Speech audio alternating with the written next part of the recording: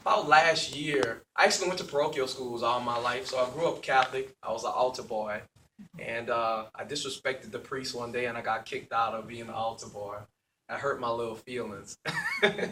But neither here nor there, I always knew there was a calling upon my life, some way, shape, or form. It was two things I loved the most, and that was religion and history. And I always did good in both classes. Everything else, well, we won't talk about it. But it was something always intriguing about religion. I left high school. I actually went to St. Charles Catholic High. I left high school. I went to Jackson State in Jackson, Mississippi. And it was my first encounter with God for myself. Grew up in religion.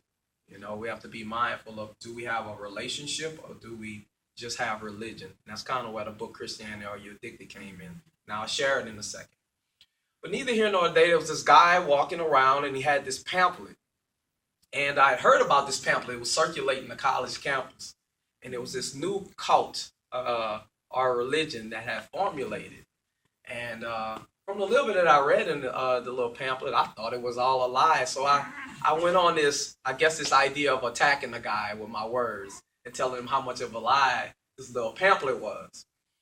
Well, he put me in my place. That moment, he made me realize I knew zilch about God. And I knew zilch about the Bible. In fact, I hardly ever even read it. When you grow up Catholic, you don't really read the Bible.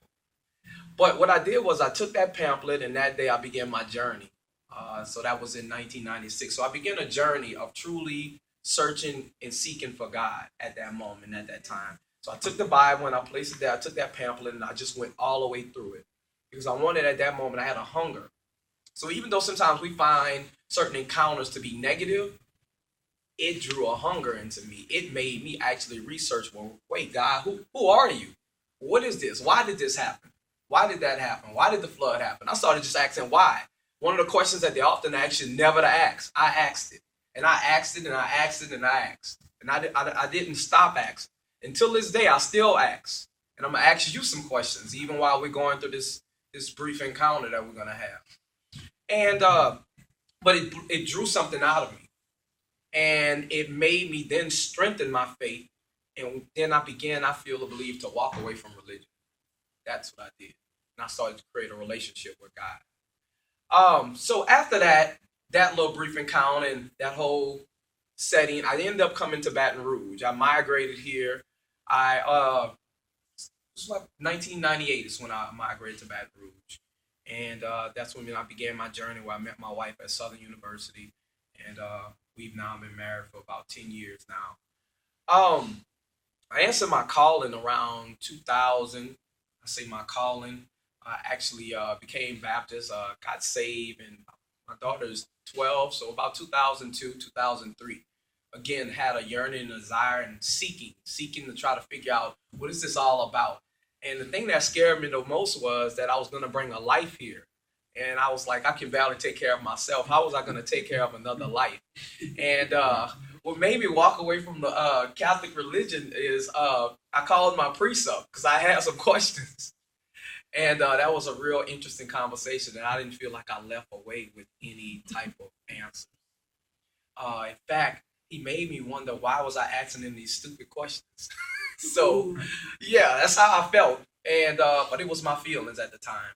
But then it made me draw further. And there was this lady, she was a pastor. And she invited me to her church. And so here I am on this Sunday morning. I'm riding to this church. And when I got to the doors, I heard some mumbling that was very unfamiliar. And I never went in. I was a little scared. I said, in fact, I called a friend of mine. I said, what is going on? What is this language that I totally didn't understand? And I didn't go. But again, that was all about my journey. But there was this one lady that I met at this place called Family Road. And it's where you go when, it's where my wife now and I went. They gave us some assistance, as my daughter was coming into this world. And she invited me, but it was something unique about her inviting me. I didn't have a car at the time. She came and got me. That was the difference. So when she came and got me, well, that day my life changed. I'd never heard someone deliver a message the way this guy did, and I was hooked. I was hooked, and I never left. In a sense, never left God. Um, I experienced something shortly after giving my life to Christ. You wouldn't believe what happened. A church breakup happened, and I was shocked and stunned by this church breakup.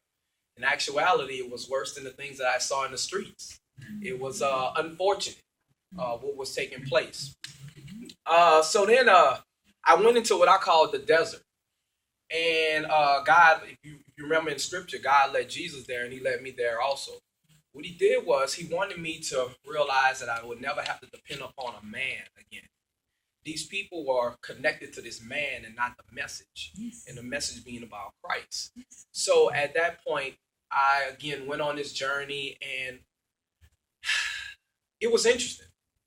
I read the most that I'd ever read. I studied more than I'd ever studied. And I indulged myself into that Bible. And I wanted to really research and make sure I understood and was able to stand on my feet. And then what I was doing at the same time was attracting young men to Christ as I would always talk about it, because I was always full. I was always researching. I was always trying to figure it out. And I was letting them know it was okay to question and have questions about things as well, life in general. About 2008, the church I left, I rejoined under a new pastor. And I was hurt. I was maimed. I had helped someone start a church up in Plaquemine. And in a sense, I picked up a book by Miles Monroe. And this guy, I guess he was against what Miles Monroe was about. So he said I had an itching ear. Y'all know what that means in the word, you know. And all I was doing was helping them to start a church. I actually graduated from a church plant institution where, in a sense, I was certified to help plant churches. But at that point, I left, and I was, like I said, I was hurt. I ended up going back to what I once knew. And at that point in time, that pastor asked me if I would become a licensed minister under his ministry. And I answered that call. And my very first sermon was about love. Interesting. And I had used props. So I always use props. And y'all see me use props in just a second. And I remember, in a sense, I had 2 Coke bottles. And one I had already opened up. And I had added water to it. And the other one I hadn't opened up. If you notice, if anybody drink Coke, so when you're drinking a Coke, you can tell when it's flat. And then you can tell when it's not. Although, of course, the one, I shook both of them up. Shook them up. When I opened one, nothing happened. When I opened the other one, it exploded. And that's love. Love is an explosion. It's action. People can feel it. It's genuine. We often have this watered down love, the one where the water was put inside. It doesn't even taste right. You know the feeling when you really experiencing love. And I think that we've gone far away from love. But we'll get into that in a second. And I'm not quite sure how long I got, but I won't be long. Christianity, Are You Addicted? How did this book come about? I don't even quite remember how I even came up with that title. I won't even say I'm that smart to come up with it, but it's pretty interesting. And then I actually was walking through Walmart one day and figured out how I wanted the cover to look, in a sense. I want to thank Ms. D, who's my business partner, Miss Monique and Miss Rachel. Those are all amazing friends of mine, and they just show up to support. I didn't even know they were coming. There's something. But Christianity, Are You Addicted came around Hurricane Gustav. I'm going to tell you what annoyed me. I'm going to take my jacket off for a second. I'm going to tell you what annoyed me. We had a city that had been taken by the storm, and most churches were closed. And I couldn't understand that, including mine. And I knew we had the ability and the money to have been open, to be open for the community. At the time, my dad was going through a bout with cancer. I didn't grow up with my dad. That's another story for another day. But my dad was going through a bout with cancer. Now, the unique thing about Katrina is Katrina brought my dad to Baton Rouge. He had no other place to go. So thank God for Katrina in that capacity of things. Because I had no relationship with him. For the next 3 to 4 years, I learned myself through watching him. And we became, in a sense, best friends. But neither here nor there, He was having a bout with cancer, and my dad actually was, how he figured out he had cancer was he was struggling with cataracts. And he was a vet, Vietnam vet. And he went to Austin to get his eyes checked. And that's when they told him that he had cancer. And at that time, we began that whole journey through to the next life. That's what happened. Yeah. But uniquely about that time, as we were going through the storm, I was actually making sure my family had food because everything was shut down. And then I was going into the lines where they were giving food away, the MREs and things of that sort. And I was then going to neighbors and things of that sort, making sure that they had friends of mine, checking on different people. And when I found out that our church wasn't available and it wasn't open, and when I found out why it wasn't, I won't go into the why, it just really tore me and annoyed me. And then I had a neighbor who was a young guy, and he was a Buddhist. And so we were engaging in this conversation about religion. And he was tearing at Christianity. But I could tell that he wasn't tearing at Christianity because he actually knew more about the Bible than I did. Yeah, he knew a lot. A lot of times when you're engaged people who are of different walks, they'll know more than we do. So after really having this conversation with him, he was enlightening me about the history of it. Interesting. Talking about Constantine and things of that sort. And I was like, wow, interesting. And so he was really now helping me to write the book. He was the reason that I wrote this book. Christianity, are you addicted? Are you addicted to Christ and his ways, or religion and her ways? Which one? They're different. And so as I'm having this engagement with him, then what I started to do was every walk of my life, whether it was the workout gym, whether it was in the salon, I was asking questions. And people didn't know they were helping me to pen the book. So I didn't do it on my own, actually. People helped me. But I really wanted to get a message across. And then I remember at the time people were beating up on Oprah. Well, let me tell you what I did. I ended up teaching a message one day, and I inserted Oprah in it. We all have these judgmental ideas about people like Oprah. But here's my thought was to it. If Oprah is so not what God is using, which I do believe he used her, but if she's so awful and it's unfortunate that God is just using her, then what makes you any better? Why couldn't God use you? Are you even available? Because I felt like she made herself available to be able to allow God's light to show through her and shine through her. Amen. Because guess what? I looked at a documentary with her, and many people don't know it, but Oprah actually helped change the laws in Africa on how they treat AIDS. Because at one point in time, they were only treating the symptoms and not the disease itself. It's almost like if you had the flu, but you were treating it as a common cold. You're not going to get over the flu. But I was looking at this lady and the things that she was doing where the cameras were not there. You have a lot of people that get rich and they do all types of other things, but this lady was building schools and things of that sort. So I realized, I said, God, why her? Why did you make her a billionaire? What's the difference?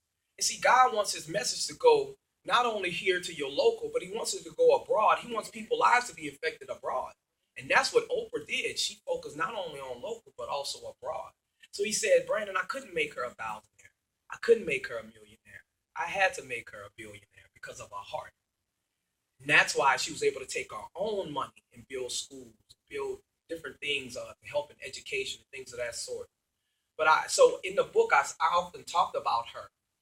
The book Christianity Addicted was really about, in the beginning, I told like two or three different stories that I'll give y'all an example of, and then I'll close with my props.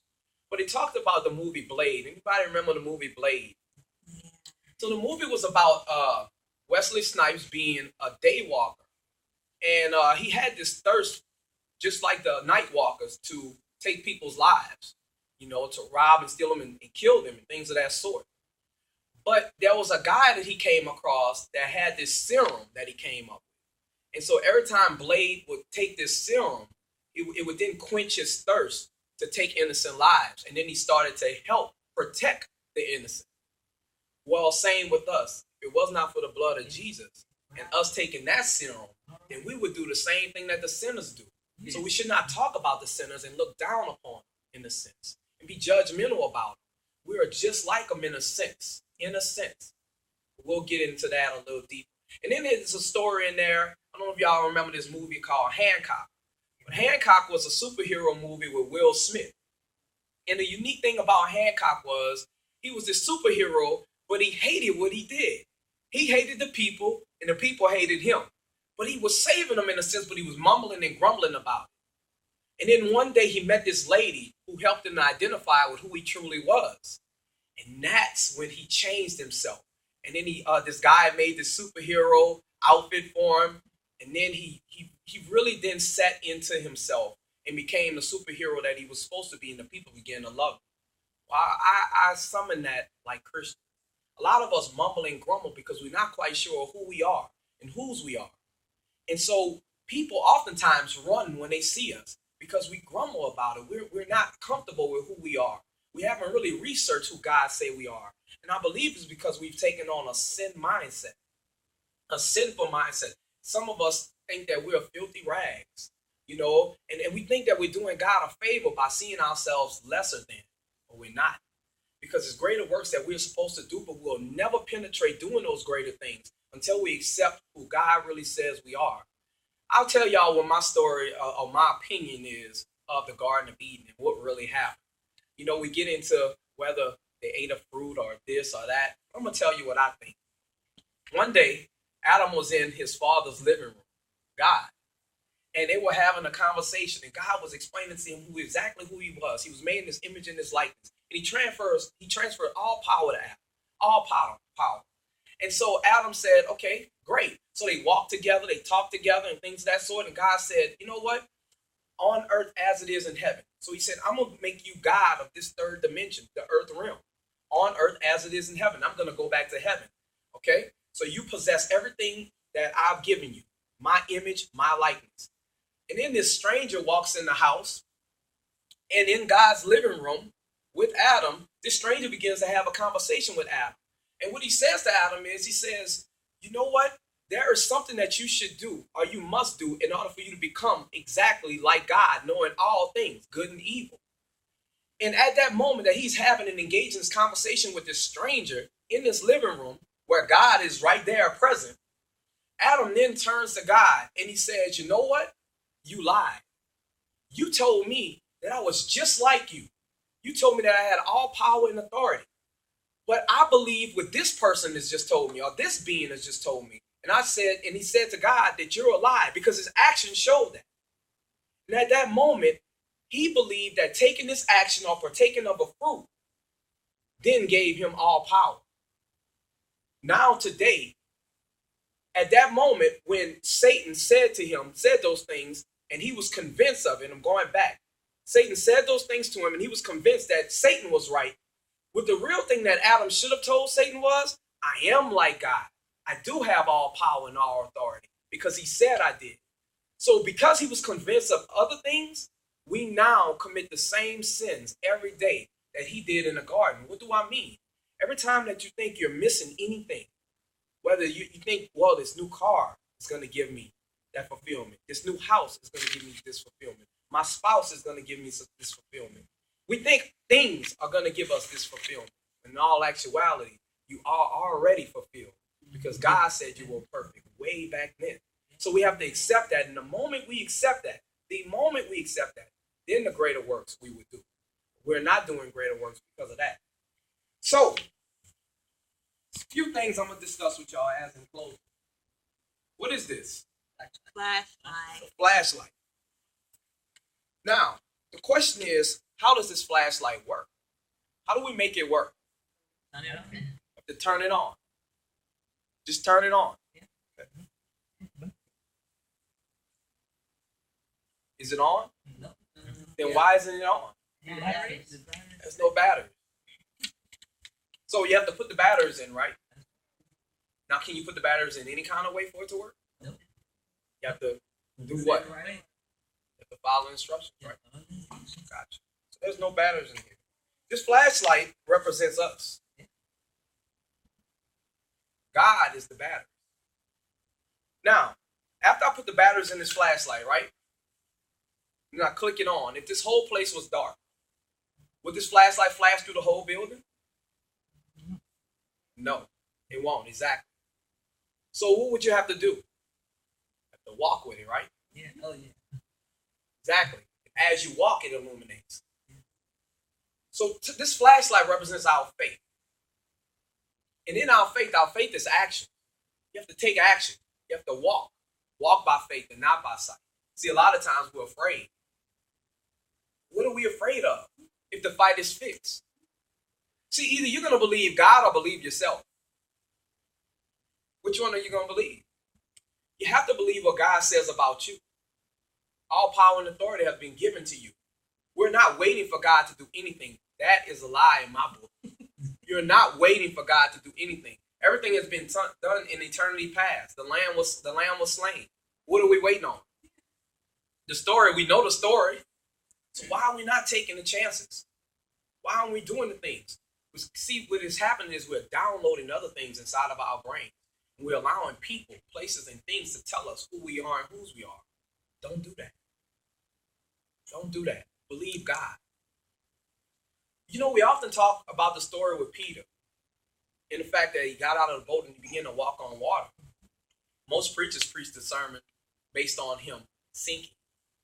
But I love to talk about how he wasn't just a boat talker, but he was a water walker. And we all can walk on water. The water represents the elements of life when things are going not so good, right? But you're still walking, right? You're still defeating things, right? Exactly. We have no fear. And then guess what? Even when he began to sink, the Savior was there. But if you can remember when Peter was in the boat, and he said, Lord, if it's you, bid me to walk too. And he said, come. The acronym for come, which is C-O-M-E, is see only me. As long as we simply see Christ, and we not pay attention to the things that's going on around us, we're good. That's why I don't believe in Satan. Don't judge me. If that wall is God and that wall is Satan, what am I supposed to focus on? I'm supposed to focus on God, right? So do I see anything else? No. Do I pay attention to anything else? No. Does anything else matter? No. And why are we talking about Satan? That's right. Why? What joy do you get out of making me believe right now that Satan exists? I'm just asking. Because guess what? When I take and turn my attention here, now guess what I'm doing? I'm devil worshiping. Yes. I'm worshiping the devil. Why? Because I'm telling him how powerful he is. How amazing he is. My attention has been turned away from God. I'm focused on him. What are we doing? Why? Does it make you feel good? It doesn't. Satan's busy. Really? God's busier. I think we should focus on that. And then nothing else matters at all. But the change that we're looking for, remember the song Michael Jackson created, Man in the Mirror. I'm starting with the man in the mirror. And I'm asking him to change his ways. If we would change our ways, starting with the man in the mirror, the world changes. The world literally changes when we choose to change. Change ourselves, change the way we think, read our Bible, and brainwash ourselves, and wash our brain. Constantly wash your brain.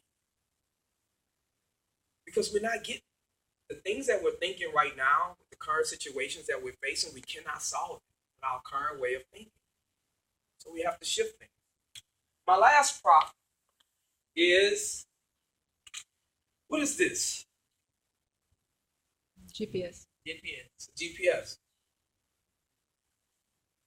Now, how does this thing work?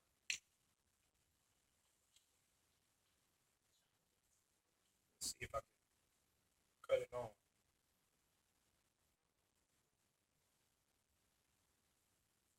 So the GPS is on.